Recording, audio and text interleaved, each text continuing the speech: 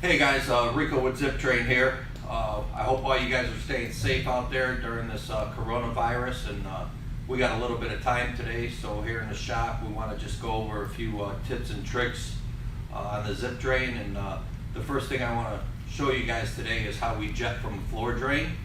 So what we have here is we have a OD replacement flange, twist on, and then we just cut this flange piece off and you end up with this. So then what we do is we take our 3-inch head, we get our drill, we just tighten this down real good.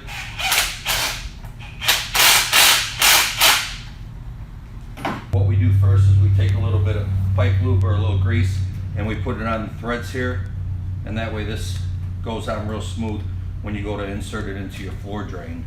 We just get this snug, we get it put in there, and then we're able to tighten this on with our head. Now we do this same thing for toilet collars, and now that's in there, that's not coming out. So then once you got your head in there, you take your jetter hose, get it down in there, you cam your ZipDrain on, and now you're ready to go. We do this a lot in preparation for lining sewers or descaling when we got to get the scale out. We could take a shop vac here or sucker truck and we hook it up right to our discharge here, and now you're ready to jet the sewer and keep it all watertight. Keep it clean in your customer's home. With everything going on, I mean, it's always important to keep stuff clean, but people really like that aspect that now we're not going to be getting water everywhere all over the homes.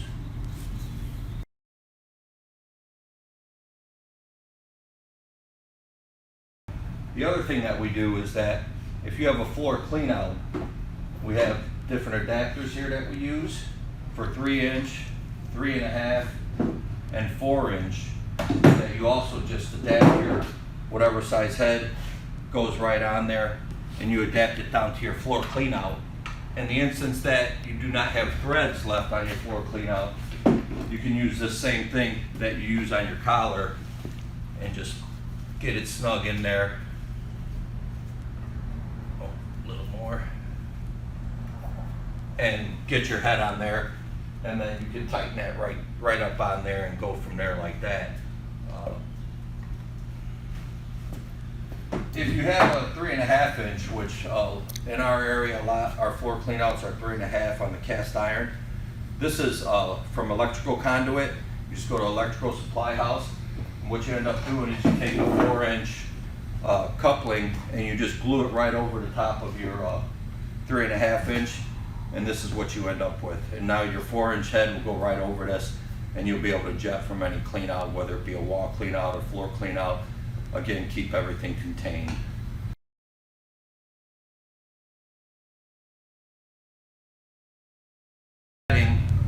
With the ZipDrain is we always keep a can of WD-40.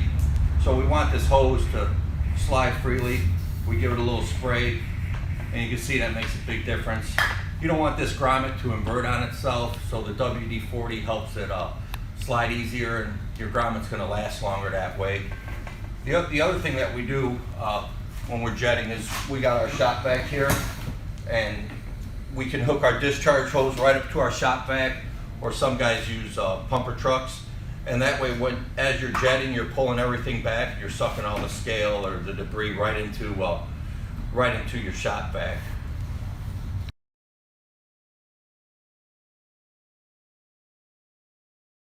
Okay, here's how we attach to kitchen sinks or any small drain that you have, whether it be urinal or whatever. What we have here is our kitchen attachment, and this comes with either a 3 or 4-inch reducer coupling on it. Right here we have a 4-inch head, so we got the 4-inch reducer coupling. You get your hose up under the cabinet, and then you would use one of your 3, you either would use a, whatever you guys know, your 1.5 or your 2-inch. This is what we use for urinals. So you get that on to your clean out or your waste arm, whatever. Get that on, you cam it, and now Now you're jetting, you're not under the kitchen sink, that's through there. You get your hose through here. Jet, we always keep our valve off until we get back. So once we pull our hose all the way back, the nice thing is that you don't have to stop at the bottom, you're getting water. You can pull your jetter hose all the way back into the body, get your debris. Once you got it all in there, you can open up your valve and we just take it, we dump our debris right into the bucket. Now you're assured that all the debris is out of the line and that your kitchen is flowing or your small drain is flowing now. One other thing that, real quick, that we found you can do with this, a lot of guys in colder climates, they're actually taking this and they're reducing it down to 1 inch or 3/4 inch, and they're getting a dedicated jetter hose, and they are thawing water lines with it, you know, up in the northwest and up north. So that's another nice thing. You get your water line thawed out, pull your hose out, now you got time, and then while you're doing that, you can be discharging all your water into a floor drain or what have you. Well, just a couple things we wanted to go over with you guys today. Hope everyone's staying safe out there, and good luck.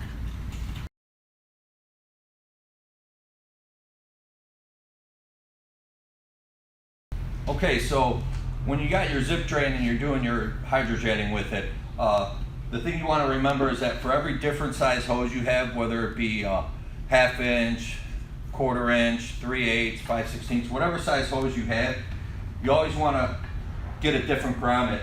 So if you have 3 size hoses that you jet with, you want to get 3 different grommets, and you want to cut them to the size of the hose so that they fit snugly over here. That'll create your watertight seal. And the way you do that is you just take your jetter hose with no head on there, you push it in, you probably can't see that too well on here, you feel for where that's at, and then you just take a utility knife or scissors and you're just going to make that cut.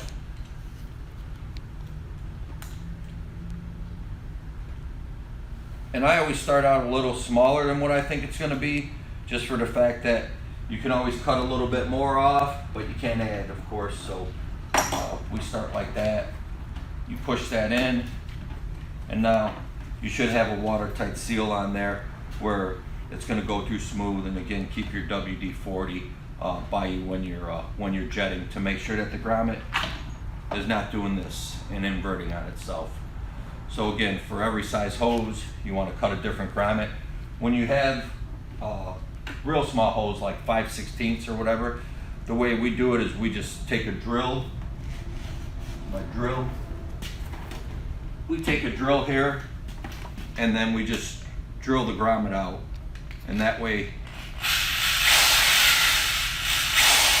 And now you have for your small hose. And again, you want it to fit snug, not so tight that it's going to rip or invert on itself. Just snug enough to keep your watertight seal.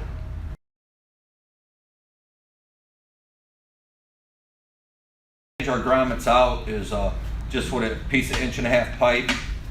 We put it in there to hold the grommet. Take that out. Take the grommet with the desired size hose you're going to be using. It's a real fast swap out, so not real difficult. And that's just to hold it in while you tighten it up. So you always want to keep a small piece of pipe with you for changing your grommets out easily. All right.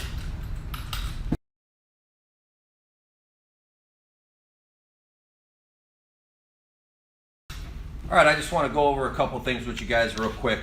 When you guys get the ZipDrain, or if you already have the ZipDrain, everyone's asking, oh, does it work on cast iron? Does it work on brass? What can I drill with it? Is it only good for PVC? Your ZipDrain comes with 3 different size heads, and each head has an insert in it. So if you're using it on brass, you would use your 3-inch with the insert, and that would just, well, I should have loosened it first, but anyway, that would just go right over that. If you're on PVC, you would remove your insert, and that comes out relatively easy. Anyway, it'll also go on to 4-inch PVC. Again, the PVC has the insert in it on the 4-inch. And you take it out, and now you can go on 4-inch cast iron. When you're on 4-inch cast iron, you want to try to get to a round part.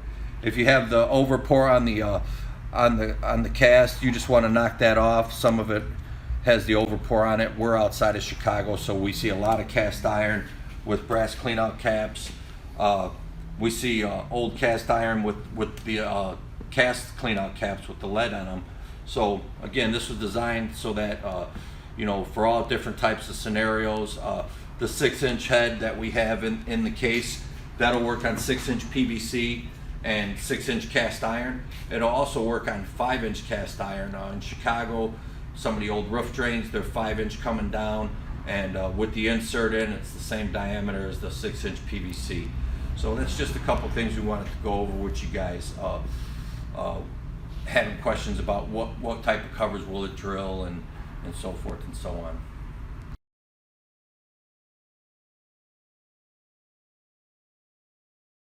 For those of you, I've had some calls about, hey Rico, I don't have a hub on my clean out. It's straight pipe. I got a no hub clean out here. What we do is, what you can do for that is just take a regular mission coupling, either cut it or leave it on. You just put that on, and you're going to use that as a spacer. So now your 4-inch head will go right over that, and now you just made your seal, and now you could jet or drill or whatever you have to do from that particular clean out when you do not have a hub. All of these heads are designed to go over hubs at a pipe, whether it be 3-inch, 4-inch, or 6-inch. So again, if you do not have a hub, you just use a regular mission coupling, and you can cut it or leave it on full, just like I just did here. And now that's your spacer to create your seal.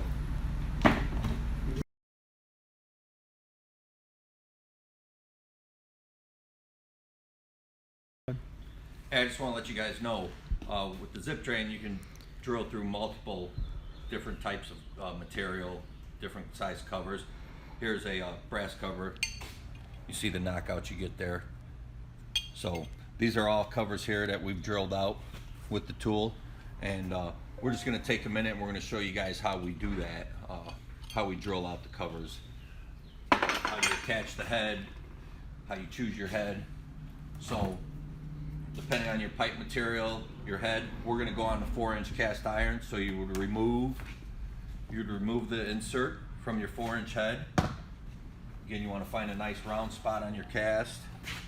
You go on, get yourself lined up there, and then you can see in the middle here, you get yourself centered, and then you can just tighten this down. And this is a high tension clamp, so you can really clamp that down good. In the colder months, you're going to want to tighten your head on there, let it relax for a little bit because the temperature change from being in your truck to in the house. And then once you, before you drill the cover, you just want to give it a little snug again. You're going to take your ZipDrain body. This is our drill body. You're going to take your head here, or your hole saw here, into your head. This is a brand new one, so it's a little stiff. Anyway, you want to get this lined up. You don't want to put this on and then try to line this up. It's going to be difficult. So before you put your body on, you line up your head. You get it in there, cam it down, and we like to use our strap. And what our strap's going to do for us when we put this strap on here, what that's going to do for us is that's going to help our ZipDrain stay square, so that your washer here, you're not getting a leak when you're drilling and moving this around. That helps this stay square. Again, get your head on, get your body on, your strap on. Before you put your drill on, you go to drill. Again, just snug this up. That's a high tension clamp, so it'll take it. So you want to snug your back nut here just by hand. You get your drill, 1/2 inch.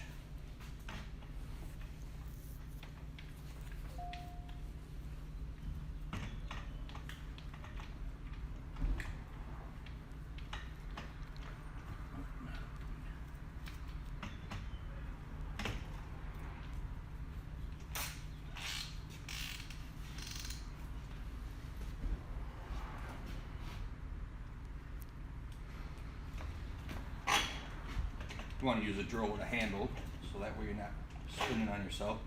So we're in Going forward here, you're drilling forward, and then you just pull right through.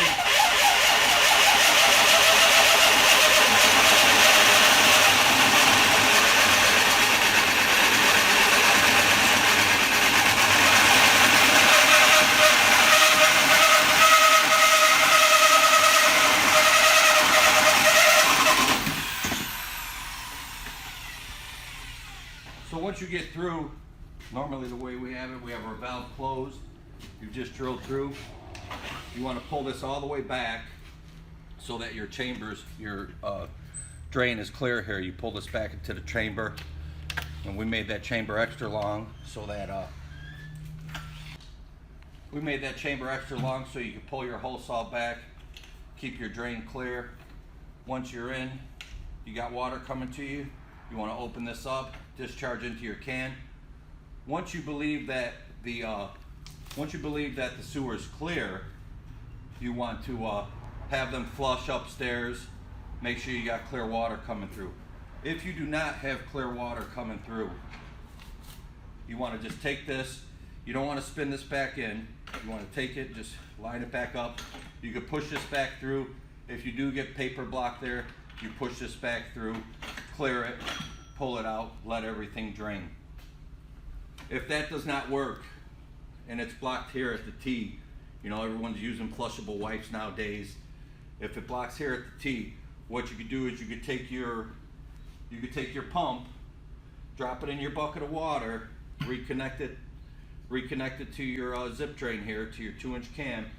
You turn the pump on, it'll blast that clear, and then you'll be able to drain everything down into your bucket.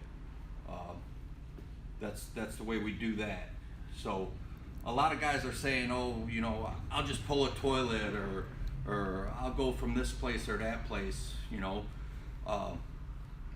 we like to go from the overhead whenever possible. You know, if you got a bathtub full of water, your toilet's full of water, that's going to be a mess in your customer's home. You know, we're in Chicago, an older area. You got this old cast iron, you're going to ride through there. If you poke a hole in the pipe or it splits on the top, now you got a mess in their basement. You know, we designed this tool to just to keep our customers' homes clean and keep them happy. So that's how we drill covers. And then once you're drilled, you're drained, you take that off,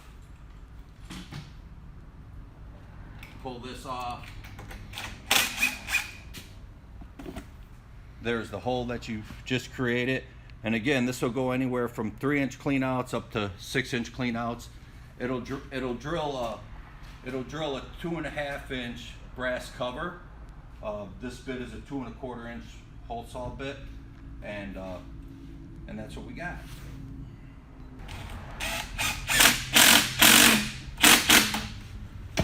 We'll put that on. Again, we'll take our zip drain body, line our hole saw up.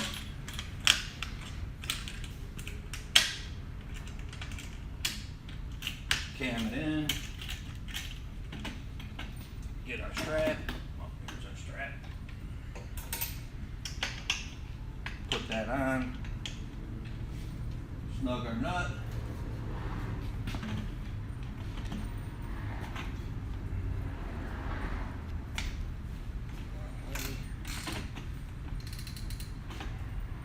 All right, we're going to drill this PVC. Like I said, on PVC, you can go a lot fast. You can go fast with this Morse bit.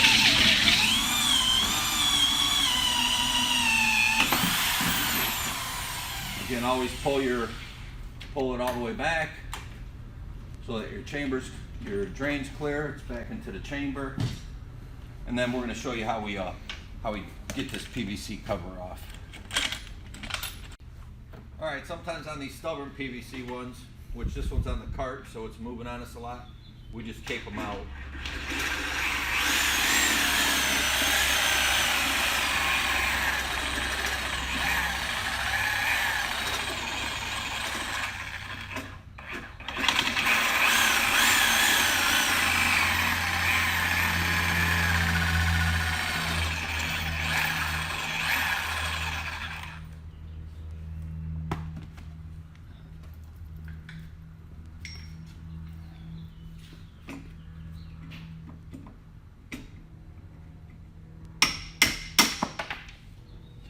let me make one more cut. Get this out of here.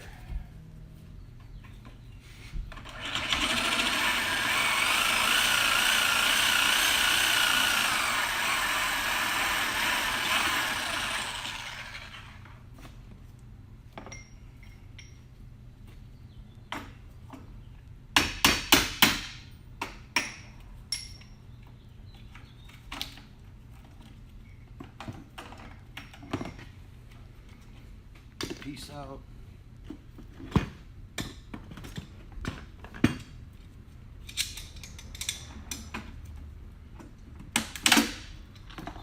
And we're out. This is a Morris bit, Morris hole saw bit, and we found that these work the best on PVC because of the fact that with it's a little bit thinner here. So with the different style hole saws with the different bits on the PVC, it tends to heat up and melt. So with the Morris bit being thinner steel here, you go full speed and you'll cut through this PVC clean out cap like butter. And of course brass or cast iron, you want to use a little bit slower RPM, and we're getting 20-25 uses with each hole saw, and then we change it after that just because it starts to take a little bit longer. But again, like I said, this is a Morris bit, and we found that these work the best.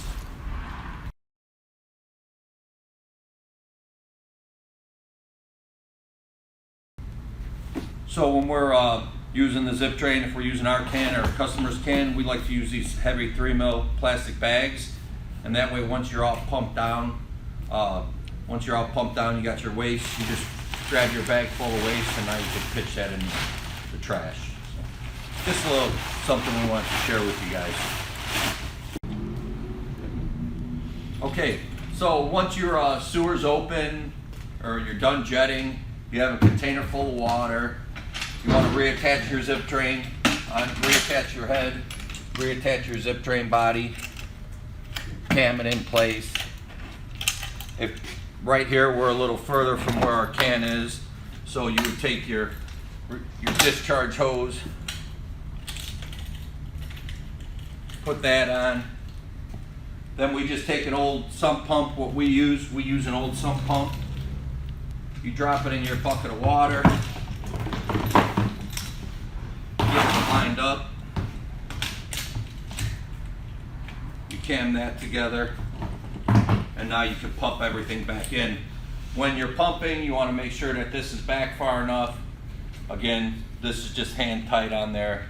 You're tight here, so now all your wastewater will go back down. You don't got to worry about solids clogging your pump. They're going to float to the top. Like I said, we just use an old sump pump, and that's how we do that.